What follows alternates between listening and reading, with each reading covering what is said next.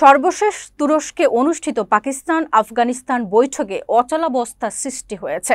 শুক্রবার কূটনৈতিক সূত্র জানায়, আলোচনার টেবিল ছেড়ে বিমানবন্দরের উদ্দেশ্যে রওনা হয়েছে পাকিস্তানি প্রতিনিধি দল। সূত্রের বরাতে জানা গেছে, পাকিস্তান চলমান পরিস্থিতিতে সর্বোচ্চ ধৈর্য প্রদর্শন করেছে। আলোচনার অগ্রগতি সম্পর্কে কাতার ও তুরস্ক কর্তৃপক্ষকে ঘনিষ্ঠভাবে অবহিত রাখা হয়েছে। পাকিস্তানি নীতি নির্ধারক মহলের পরামর্শের পর পরবর্তী পদক্ষেপ গ্রহণ করা হবে। পাকিস্তানের তথ্যমন্ত্রী আতাউল্লাহ তারার বলেন, পাকিস্তান তার নীতিগত অবস্থানে অটল রয়েছে।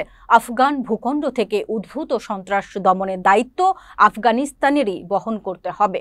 তিনি উল্লেখ করেন, 2021 সালের দোহা চুক্তির অধীনে আফগান তালেবান এখনও তাদের আন্তর্জাতিক, আঞ্চলিক ও দ্বিপাক্ষিক অঙ্গীকার বাস্তবায়নে ব্যর্থ হয়েছে।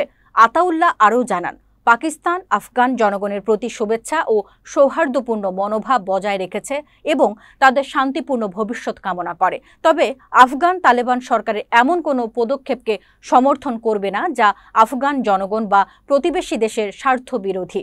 পাকিস্তানের প্রতিরক্ষা মন্ত্রী খাজা আসিফ বলেন, ইসলামাবাদ চায় আলোচনা মৌখিক নয়, বরং লিখিত চুক্তির মাধ্যমে শেষ হোক।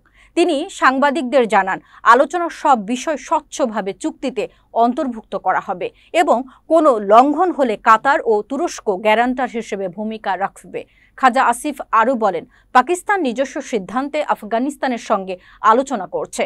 শান্তি, সমৃদ্ধি ও বাণিজ্য এই অঞ্চলে টিকে থাকার মূল উপাদান এবং সেই লক্ষ্যেই সরকার কাজ করছে।